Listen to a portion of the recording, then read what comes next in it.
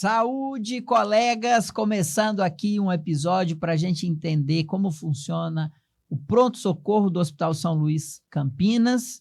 Eu sou Lorenzo Tomé, médico, host do podcast Saúde Digital e CEO da plataforma SD Conecta, que é uma rede de comunidades médicas que discutem casos clínicos. São mais de 26 mil médicos discutindo casos clínicos no aplicativo. Eu estou tendo a honra de receber aqui colega Caio Lima. Caio é o coordenador do pronto-socorro do Hospital São Luís Campinas. Apesar de jovem, tem muita experiência para contar aqui para a gente, né, Caio? Um prazer falar com você. Primeiramente, conta um pouquinho do seu background para a gente. Tá, joia. Obrigado aí pela oportunidade. Antes, né, quando alguém falava que eu tinha cara de novinho, eu ficava bravo. Agora eu falo assim, eu já tenho 10 anos de formado, então pode me chamar de novinho, que é agora... porque que a gente tá bem. Então, né, que nem eu falei, eu tenho 10 anos de formado, eu sou de Bragança Paulista e fiz faculdade lá, né? Me formei em 2014, trabalhei 1 ano e meio primeiro, e depois eu vim aqui para Campinas para fazer residência de clínica médica, de clínica geral, né? Fiz 2 anos de clínica médica lá no Hospital Municipal Mário Gatti. Eu sempre gostei muito de clínica. E aí, eu depois fiz um 3º ano de clínica médica, um ano adicional, lá na UHC, na Unicamp, que foi uma época muito bacana para mim. E eu terminei em 2019, e logo que eu terminei, eu já comecei a fazer atividade de coordenação, né? Primeiro de enfermaria, depois de pronto-socorro. Mas foi muito interessante, porque quando a gente faz residência de clínica médica, a gente faz para cuidar de paciente. A gente não entende muito de gestão, de papel, esse tipo de coisa. Então, foi uma coisa que eu fui construindo e aprendendo ao longo do tempo, né? Aí tive em outros serviços, né, essa questão da coordenação. E aí passou pela época do Covid, que foi uma época muito pesada para todo mundo, né? Mas para mim foi muito pesado, porque eu não podia ver os meus pais, não conseguia ver os meus amigos, aquele medo, né, de passar para alguém. E no final de 2022 eu tive um burnout, assim, né? Então ganhei 10 quilos, fiquei meio deprimido, enfim. E aí eu pedi para sair dos cargos de coordenação. Eu falei, eu nunca mais vou coordenar nada na minha vida. Fiquei me dedicando à parte assistencial, fiz pós-graduação de nutrologia. E fiquei passando visita na enfermaria e fazendo consultório, né? Aí no começo desse ano, eu saí de um hospital que eu trabalhava e conheci o São Luís, né? Pelo Dr. Marcos. Que teve aqui já, ó. Que Marcão. Teve aqui com a gente, o Marcão, né? Até estranho falar Dr. Marcos, não, o Marcão. Marcão. E aí, quando ele falou para fazer a coordenação, eu falei, gente, mas... Voltando para isso, eu falei que nunca mais ia fazer coordenação na vida. E aí, por vários diferenciais... eu aceitei fazer a coordenação e estou bastante feliz nesse cargo, né, de coordenador. Porque eu vejo que lá a gente tem um tripé na Redditor, né? Que é a rentabilidade, a qualidade técnica e a qualidade percebida pelo doente. Então não adianta eu atender um paciente no pronto-socorro, passar o melhor medicamento para ele se ele não percebe que ele está melhor, se ele não tem um entendimento que ele realmente melhorou. Então, adianta chegar um paciente no pronto-socorro com dor de garganta, eu deixar para ele o antibiótico, ele sai de lá com dor? Não, por mais que o antibiótico seja certo, eu preciso aliviar isso do paciente. Então, isso foi uma coisa que me conquistou lá no São Luís, né? E a gente, falando, né, em off, comentava com você que o pronto-socorro é onde que tudo acontece no hospital, né? Sim, Se tiver alguém gritando que não for de dor, mas gritando de indignação, provavelmente essa pessoa vai estar no pronto-socorro. Sim. Aonde que dá mais reclamação é no pronto-socorro. Então, é uma panela de pressão ali, né? O pronto-socorro. E eu queria, conversando com você falou assim, cara, lá na Redditor tem um jeito diferente de tratar as reclamações, né? Sim. A ouvidoria, né? Os feedbacks. Caio, eu tenho uma empresa e eu acredito piamente que a minha empresa, o sucesso dela está muito calcado no o quanto eu ouço o meu cliente, o quanto eu dou atenção para o feedback do meu cliente para nortear o meu negócio. Na saúde, por ser um tema técnico, muitas das vezes a reclamação do paciente, ela é negligenciada. Sim. Porque fala-se, tá claro, tá com dor porque tá com, olha aí, ó, teve um acidente, é claro que vai sentir dor mesmo, né? Não tenta entender, se colocar na pele do paciente. Essa é um paradigma que precisamos evoluir, né? Porque o médico, o profissional de saúde, por ter o conhecimento técnico, e quando tem alguém ali que traz um ponto que não bate com a técnica, tende-se a valorizar a técnica e não ouvir o lado daquela pessoa, daquele paciente. Sim. E você me relatou um caso que é diferente ali, né? Como que se trata a reclamação. Eu queria que você contasse aqui pra gente. Toda vez que o paciente é atendido, né, ele recebe uma pesquisa de satisfação, né, ele dá uma nota pro atendimento e assim, é dividido em vários pontos, né, como você foi avaliado pelo primeiro médico, pelo médico reavaliador, como é a estrutura do hospital, qual a sua experiência em relação à medicação, à recepção, então é bastante interessante isso. E ele pode deixar um comentário lá também, comentário positivo ou um comentário negativo de alguma queixa que ele tem. E toda semana eu preciso responder um por um desses comentários para a diretoria e que vai depois para o vice-presidente nacional da Redditor, para você ver como a Redditor está realmente preocupada com essa percepção do doente, né? Então, o que eu entendo assim do pronto-socorro, né? Realmente, é o ambiente mais estressante. Mas o que eu vejo lá é isso que você falou, é você tentar ouvir o paciente, entender a queixa dele, né?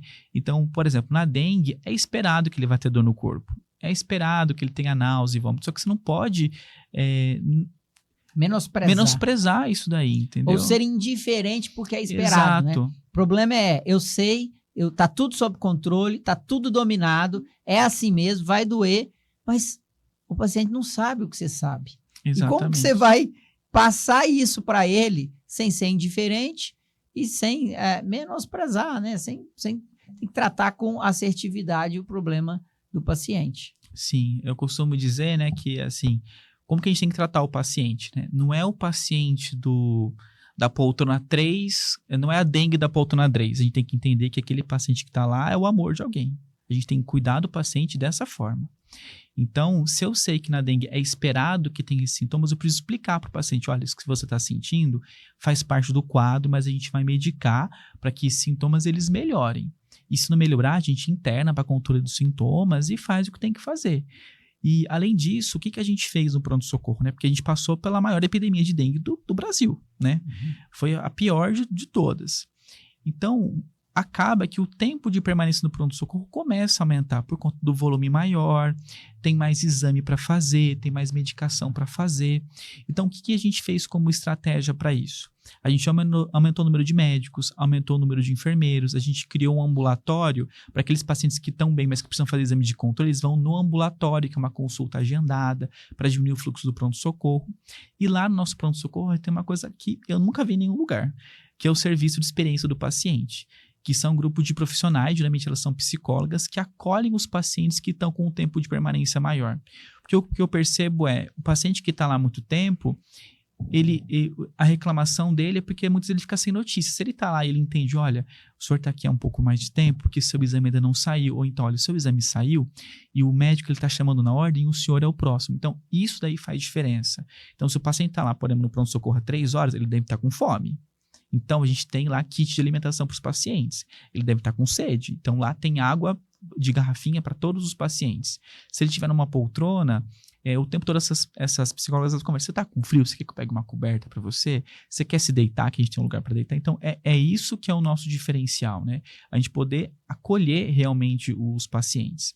E o que eu acho muito legal se o número de pacientes aumentou, a diretoria ela não pressiona para o médico atender mais rápido. Ela redimensiona a equipe. Então, a gente tem que colocar mais pessoas para a gente conseguir manter o padrão de qualidade, né? Outro dia eu ouvi uma coisa assim, o paciente esperou 40 minutos para ser atendido e lá no hospital vizinho, o paciente está esperando 4 horas para ser atendido. Tá, mas a gente não pode se nivelar por baixo, entendeu? A gente tem que buscar a excelência. Então, é por isso que a gente aumentou para poder dar o melhor para o paciente. A gente não é porque Não é porque a gente está numa epidemia que a gente tem que se conformar, vai ser assim, vai demorar mesmo. Não, a gente tem que dar o melhor que a gente pode para o paciente. E sempre a gente tem oportunidade de melhoria. Conta para mim do Smart Track. O que é o Smart Track que vocês também é um diferencial do pronto-socorro? Sim, o modelo Smart é muito interessante, né? Porque o que acontece? Geralmente, como que acontece em vários lugares? O médico chama o paciente, seja verbalmente ou por um totem, né? Lá no São Luís a gente tem um totem que avisa, ó, o paciente da senha tal, está sendo chamado consultório tal. O médico atende e aí ele termina a consulta, ele tem que levar o paciente para a sala de medicação, arrumar o consultório e chamar outro paciente. E se perde tempo com isso. Parece que é pouco, mas quando você soma ao longo de um plantão, você perde muito tempo com isso. Então, o que é o modelo Smart Track? A gente tem um funcionário lá, que é o concierge, o mensageiro, que o que ele faz? Vamos fazer de conta que eu estou no consultório 1, e daí o médico fica em 2 consultórios, eu fico no consultório 1 e 2, por exemplo. Então, o que acontece? Eu chamo o paciente para o consultório 1. Enquanto eu estou atendendo o paciente do consultório 1, o concierge já chama o outro paciente, já deixa no consultório 2, e quando eu termino a consulta, eu entrego o paciente 1 para o concierge e já vou atender o paciente do 2. Aí o concierge ele leva o paciente para ser medicado, ele volta para o consultório 1, arruma o consultório tudo bonitinho para mim, chama outro paciente que já fica esperando. Então, isso dá muito mais agilidade para o atendimento, né? Então, esse é um dos nossos diferenciais. A gente faz isso para que a gente consiga dar uma agilidade sem a gente ter que atender rápido o paciente. A gente não atende mais rápido o paciente em termos de consulta. É que a gente agiliza o período entre as consultas, entendeu? Perfeito. Então, isso é muito interessante. E é sensacional isso,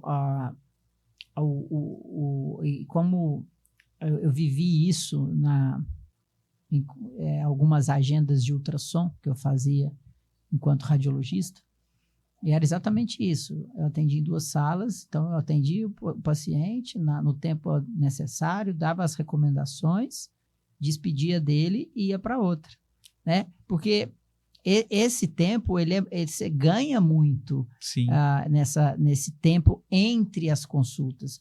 Isso melhora para todo mundo, né? Melhora a qualidade do médico, ele não tem... Porque é ruim para o médico também saber que tem 10 pessoas esperando para ele atender. Isso é péssimo para o médico, né? Isso compromete o atendimento dele naquele momento, né? É ruim para o paciente esperar 9, ele é o 10º da fila, ainda mais num ambiente... numa situação de vulnerabilidade. Então, se você começa a retirar atritos, melhorar processos, isso melhora a experiência do paciente, melhora a experiência do médico e, com certeza, melhora o desfecho clínico desse resultado. Sim, e isso que você falou é um ponto importante, né?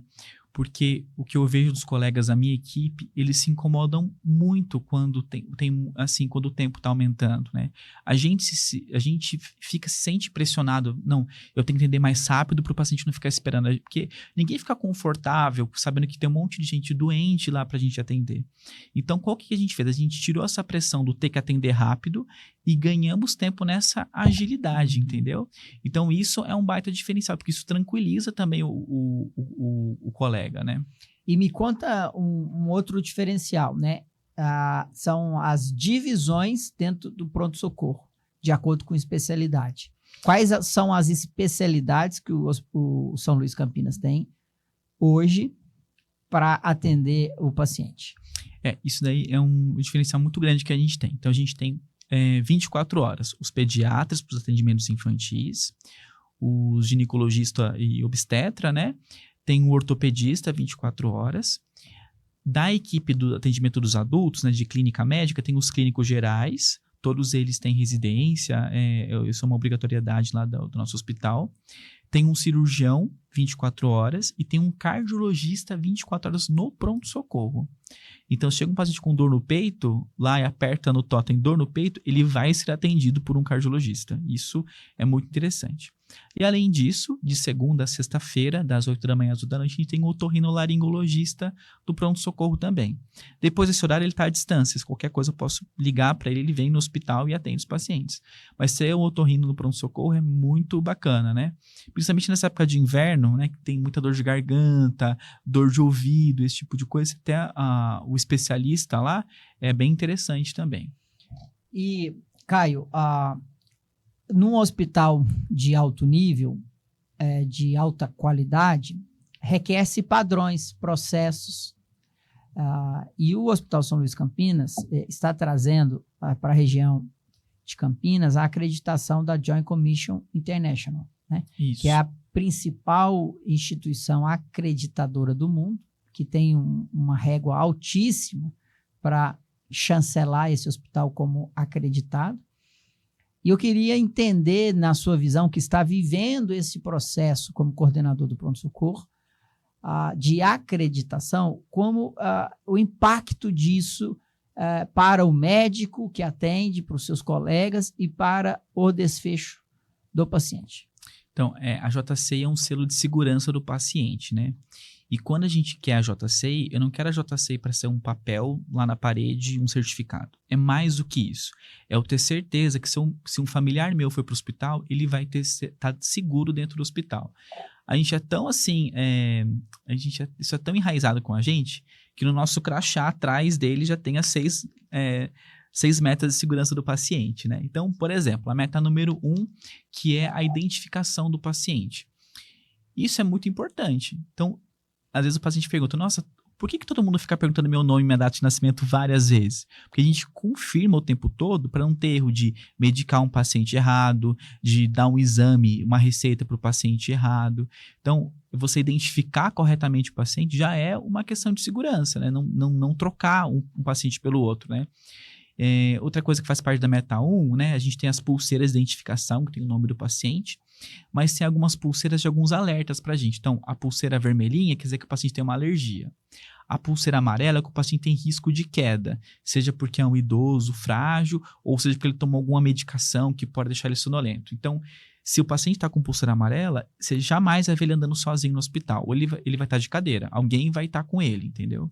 A gente tem uma pulseirinha colorida, por exemplo, que é a pulseira do paciente autista, e tanto o paciente quanto o familiar fica com essa pulseira, para a gente saber que ele tem que ser priorizado no atendimento, né?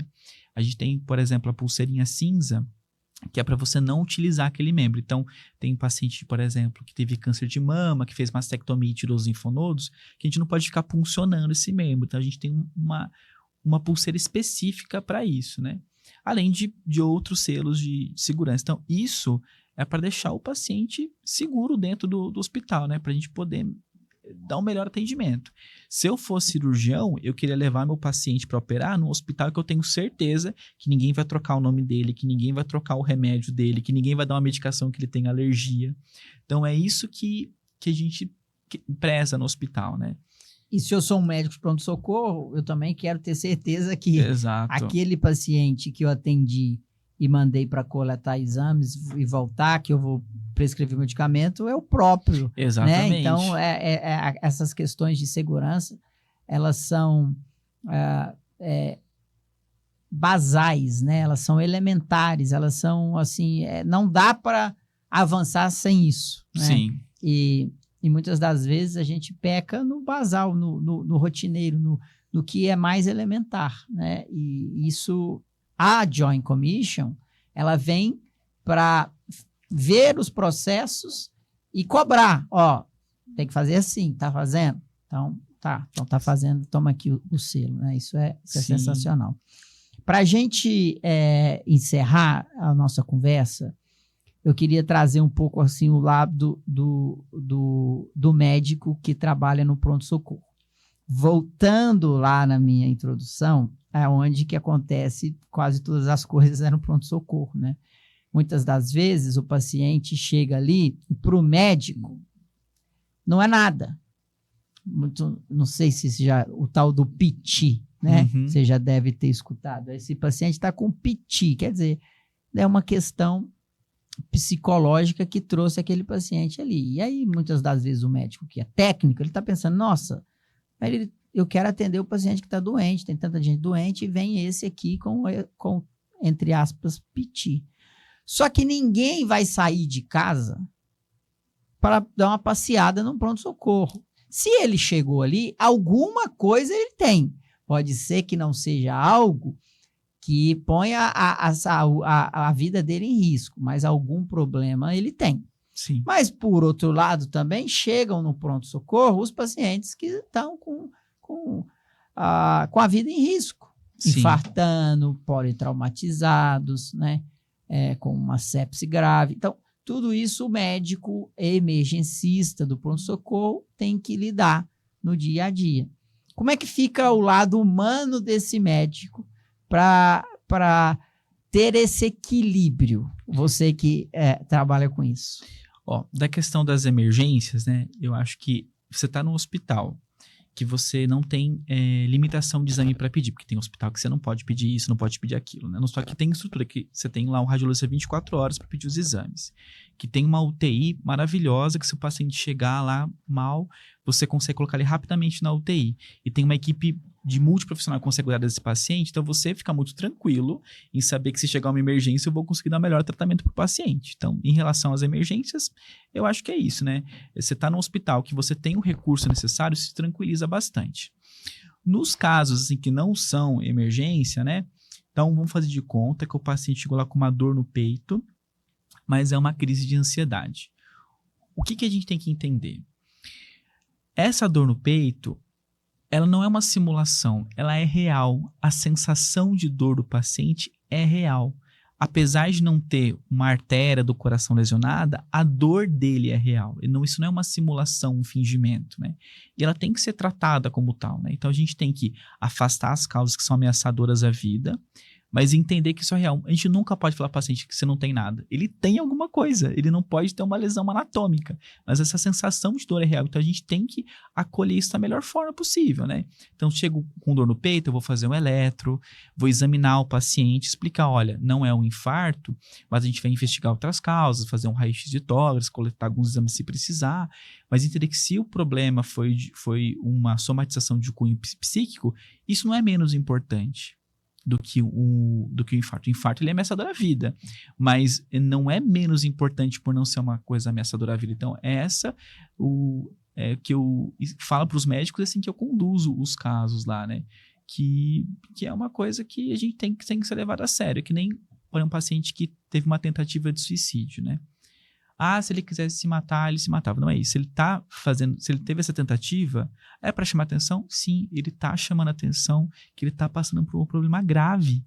Ele está chamando atenção, é um pedido de socorro. E isso tem que ser levado a sério, né? Então, é isso que a gente preza, né? Essa empatia com o paciente, né? E tentar dar para ele o melhor recurso possível. Perfeito. Isso é sensacional. E cada vez mais precisa ser trabalhado e levado para quem está nessa linha de frente, né? Sim. Porque, afinal de contas, nós médicos formamos para isso, né? Formamos para cuidar. Tem os casos graves, tem os casos, mas tem os problemas de saúde que, se o paciente está ali na sua frente, você tem que acolher e cuidar. Então, é muito legal ver esse posicionamento de vocês no Pronto-Socorro de São Luís. Brigadão pelo seu papo aqui, foi muito legal conversar com você, parabéns. Obrigado. E até a próxima, né? Tá já, muito obrigado. É isso aí, pessoal. Igual a esse, tem vários outros, né? Se você quiser conhecer mais do Hospital São Luís Campinas, sob o olhar dos médicos, dos profissionais de saúde, de cada setor, tem uma série de podcasts para você assistir, clicar e conhecer mais do Hospital São Luís Campinas. Muito obrigado pela sua audiência e até a próxima.